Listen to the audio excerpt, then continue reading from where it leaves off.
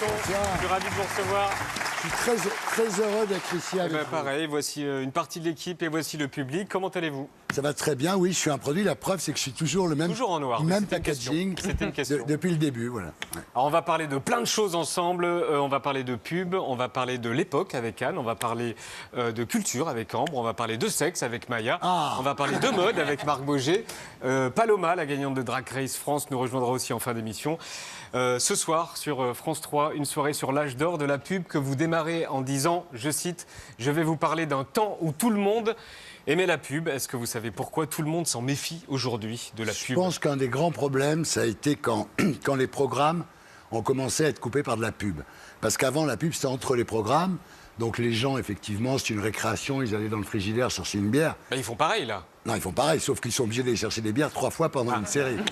Donc voilà. Mais la pub a changé aussi. Non, il y a ça, il y a les cost contrôleurs qui ont commencé... C'est quoi ça? C'est les contrôleurs de gestion. Vous n'avez pas connu ça chez Bolloré? Moi, j'ai connu. Donc les mecs comptent tout ce qu'on fait. Et là, ils ont commencé à expliquer aux annonceurs qu'ils dépensaient trop d'argent pour faire des films de pub. Donc c'est devenu moins bien. Et puis il y a eu les réseaux moins créa, sociaux. quoi. Il y a moins de créa, Voilà. c'est plus Et puis basique. surtout, voilà, la vraie histoire, c'est qu'à un moment, la pub a cessé de s'intéresser aux gens. Et les gens ont cessé de s'intéresser à la pub, c'est tout. C'est qu'il y avait une complicité. Les Français étaient tous publiphiles. Et aujourd'hui, ils sont un peu publiphobes. Et moi, ce que j'ai voulu raconter dans ce documentaire, c'est l'époque où les gens aimaient la pub, où la pub, on en parlait le lendemain matin à la machine à café, dans les cours de récré. Il y avait le festival de Cannes de la pub, et il y avait une émission qui s'appelait Culture Pub. Donc la pub était vraiment dans la société. Et aujourd'hui... Est-ce qu'elle pourrait disparaître? Ah non, elle ne disparaîtra pas, mais ce qui va disparaître en revanche, c'est la pub télé, parce que quand vous La faites... pub qu'on vient de voir, là. Voilà, quand vous faites une campagne à la télé, c'est comme si vous... C'est un tapis de bombe. C'est-à-dire vous arrosez tout le monde. Alors qu'avec les réseaux sociaux, vous vous adressez directement. On sait que vous aimez les chemises. C'est super comme ciblé. Ça. Voilà, si vous aimez les chemises comme ça, vous allez recevoir tous les jours des messages pour acheter des chemises comme ça. Alors que quand vous faites une pub à la télé, vous touchez tout le monde. Il y a une déperdition terrible. Oui, mais après, tout le monde réfléchit à une manière de cibler, y compris à la télévision. Oui, mais c'est plus difficile parce que vous avez 2 millions de téléspectateurs. Là, la pub qui est passée, elle a touché 2 millions de gens. Il y a peut-être des gens qui ne sont pas intéressés par la pub qui vient de passer. Alors, avant d'être une star de télé, vous avez donc été une star de la pub. Là, on va vous voir briefer vos équipes au sujet d'une pub pour Libé au début des années 80. Regardez. Absolument. En ce qui concerne Libération, on fait, c'est bien clair, je veux dire, il se donne un mal de chien pour faire un canard où il y ait le sport, l'économie, la météo, les cours de la bourse, enfin presque. Personne ne le sait, les gens pensent que Libération, c'est un boulot gauchiste où il y a que ce qu'ils veulent bien marquer. Donc il faut faire un film cinéma de 30 secondes pour expliquer au grand public que Libération, c'est un journal comme les autres. C'est une autre façon de voir les choses. Mais il y a tout dedans. Il y a tout dedans, comme dans France Soir, comme dans Le Parisien. Mais avec le regard Libération. Alors là, le Ardisson, il n'est pas en noir, il a un Lacoste. Non, c'était avant. Avant le noir, j'ai eu Anthracite. En fait, j'étais très inspiré par Daft Punk. Non, par Kraftwerk. Ah, d'accord, parce que... C'est-à-dire des costumes anthracite avec des polos rouges, des Lacoste rouges. Puis après, ça s'est petit à petit, c'est devenu noir avec le t-shirt noir. Et maintenant, ça bouge plus. Noir. C'est pour toujours. Qu'est-ce que vous faites, là? Là, j'explique, parce qu'en fait, quand Serge July a relancé Libération, ils ont voulu avoir de la pub, ils ont voulu rentrer dans la... C'était plus, effectivement, un brûlot gauchiste, ils voulaient être un vrai journal. Donc moi, j'ai fait 2-3 campagnes pour eux, gratuitement, je tiens à le préciser, pour expliquer aux publicitaires que Libération était un journal dans lequel ils pouvaient acheter de la publicité. Et vous travaillez où? Vous briefiez Alors, sur c'était quoi? mon agence, qui s'appelait Business, et j'étais le propriétaire de l'agence. Et donc, évidemment, je briefais mes équipes. Mais c'est faux, ça, parce que là, on voit Ovomaltine, on Ouais. voit... Vous êtes le créateur d'Ovomaltine. D'Ovomaltine, bien sûr. Du truc... J'ai 8 secondes. Comme ça, là. J'ai 8 secondes. J'ai 8 secondes. Ouais. Ovomaltine, c'est de la Ouais, dynamite. Ovomaltine, la paire, il n'y en a pas 2.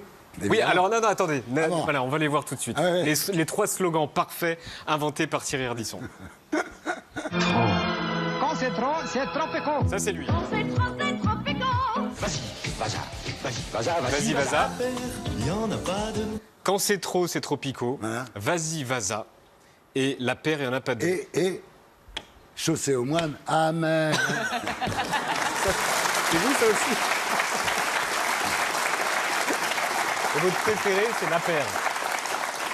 La paire, parce que d'abord, elle est toujours utilisée. Oui. Puis franchement, j'étais dans mon bain avec un pétard, il fallait que je trouve la campagne pour le lendemain matin.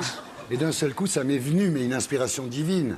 La paire, il n'y en a pas deux. Comme une ampoule qui s'allume au-dessus de votre tête, quoi. J'ai dit, mais c'est génial. Et alors, dans la pub, on était très bien payés, mais il fallait marquer des buts. C'est comme Mbappé, hein. Donc, j'étais obligé de trouver cette campagne pour le lendemain matin. J'avais rien, évidemment. Et là, d'un seul coup, alors c'est une bénédiction, ça. Et est-ce que tous les bons slogans sont trouvés sous drogue? Non. D'accord. Non, ça peut être l'alcool. D'accord. Est-ce que vous touchez des droits sur ça? Rien du tout. Sur la paire, il n'y en a pas deux, vous en avez... Ben non, touché rien parce que c'est les annonces. Tout ce qu'on faisait appartenait aux annonceurs. Donc on était bien payés, mais on n'était jamais payés après. Donc aujourd'hui, vous vous rendrez compte, la paire, ça fait 40 ans. Je serais milliardaire, enfin presque. Tout ce que vous montrez ce soir, c'est la pub avant MeToo. Je parle de France 3. Est-ce que vous êtes d'accord pour dire que les deux tiers des spots étaient misogynes, beaufs, racistes? Il y a Banania, des femmes Banania, il y a des femmes qui font le ménage, les hommes qui conduisent la bagnole. Là, vous parlez de la réclame. C'est-à-dire que ce qu'il faut bien comprendre, c'est que la pub a commencé au début des années 70. Entre la réclame et la pub? La réclame, c'est du beau, du bon, du bonnet. C'est ce que j'ai fait d'ailleurs. C'est des gros slogans comme ça. La pub, c'est devenu très sérieux. C'était l'arrivée des agences américaines à Paris, des grosses agences très professionnelles. Et ils ont monté le niveau de la pub. Et ce que vous racontiez sur Banania, c'était avant 70. Non. La pub n'était pas raciste du tout. Non, pas raciste. En revanche, misogyne. Ah oui, bah ça, tout le monde l'était. Oui, d'accord, tout le monde l'était. Oui. Est-ce que vous pouvez expliquer à la jeune génération qui était Myriam? Myriam, c'est une campagne de Pierre Berville. C'est la fameuse campagne où on la voit de face, à poil. Et elle dit demain, voilà, le 2 septembre, j'enlève le haut. Donc tout le monde attendait, évidemment. Et puis le 2 septembre, elle a enlevé le haut. Après, elle enlève le bas. Sauf que quand elle a enlevé le bas, elle était de dos quand même. Oui, et le troisième, Voilà, c'est c'était celle-ci. un peu déceptif. Et quand vous dites tout le monde était misogyne, Oui. Bah, l'époque était plus misogyne que maintenant, Yann. Bien Oui. évidemment, heureusement que ça a changé. Oui. Mais c'était avant MeToo, c'était avant tout ça. Est-ce Je qu'il y vous avait parle d'un temps que les moins de 20 ans ne peuvent pas connaître, là. et est-ce qu'il y avait des femmes dans les agences? Beaucoup. Oui, il y avait des femmes, bien sûr. Non. Là, c'était pas non plus... C'était pas Mad Men complètement, parce que c'est vrai, quand on pense à la pub de cette époque, Oui. on pense à John Draper, effectivement. Moi, j'ai commencé avec un mec qui était exactement comme Draper. Hein. Non, mais quand on voit ces pubs-là qui Ah, ça, c'est la plus ridicule, ça. C'est c'est Monzon pour Ginny, ça. Oui, non, c'est ça. Buffalo, c'est pareil. Ça, c'était terrible, ça. Il y a, quand on voit la pub pour, je crois, Bifi, un yaourt avec une femme toute nue, avec la caméra qui descend sur Ouais. ses fesses et tout, Ouais. est-ce qu'il y a des femmes qui participent à ce genre de campagne, celle-ci par exemple? Oui, s'il y avait des femmes qui y participaient. Moi, j'ai jamais fait ça. Hein. Non, je parle pas de vous. Ouais. Ah, on parle de l'histoire de la pub. Non, mais je veux dire, nous, ce qu'on a fait, en fait, avec Philippe Tuillier, on a voulu montrer cet âge d'or de la pub. Et comme moi, j'ai fait de la pub, finalement, je dis aux gens, voilà, j'ai fait de la pub pendant 15 ans, je vais vous expliquer comment vous séduisez. Voilà. Donc, le slogan, le sex appeal, le grand spectacle, l'humour, les gimmicks, etc. Et c'est en fait 2 heures d'image, quoi. C'est-à-dire que j'ai pas voulu avoir des témoignages de publicitaires, genre Jacques Séguéla qui dit ouais, c'est moi qui ai tout inventé et tout. Donc, pas du tout. Il y a personne qui parle, il y a juste des images. C'est un Niagara d'images pendant 2 heures, voilà. Et il y a Catherine Deneuve aussi. Catherine Deneuve qui a fait de la pub pour Suez, oui, c'était un échec d'ailleurs, pas elle, mais la campagne qu'elle a fait n'a servi à rien. On peut regarder un extrait? Ah ben volontiers. Être célèbre très jeune, ça vous apprend très vite à faire des choix. Des choix de films, de réalisateurs. Sinon, on ne tient pas sa vie et on s'aperçoit qu'on ne sait pas où on va. Pour l'argent, c'est pareil. Moi, j'aime bien le dépenser, mais je sais aussi qu'il faut le garder, donc le placer. Et je pense que les gens de Suez, c'est le bon choix. Ils savent où ils vont, depuis longtemps, et pour longtemps encore. Ce sont les stratèges de l'argent. Pour une banque. Elle est excellente. Elle est excellente, franchement. Elle est parfaite. Non, ce qu'il faut savoir sur les stars, c'est-à-dire qu'au début, les stars ne voulaient pas faire de pub. Et puis après, il y a eu la bande du Splendide. Et eux, ils avaient besoin de blé, donc ils ont fait de la pub. Et comme ils étaient très branchés, les vrais stars se sont mis à faire de la pub. Aujourd'hui, ça n'existe plus, ça. Il y a un peu Marion Cotillard pour des sacs à main ou Léa Seydoux pour des parfums. Mais les stars ne sont plus impliquées dans la pub. Et à l'époque, c'est devenu n'importe quoi. Il y a un spot où on voit Dalida pour le désodorisant Wizard en train de chanter. Charles Aznavour pour le désodorisant Wizard. Enfin, c'était... Et ils utilisaient aussi très bien les enfants. Oui. Moi, j'ai une question. Allô, le responsable des poissons rouges? Ah, tu tombes bien, ça s'appelle la SPA. Maurice a encore bouffé tous les chocos suisses. Tu comprends, ça peut plus durer maintenant. Je t'avais prévenu, Maurice. Tu pousses le bouchon un peu trop loin, Maurice. Voilà.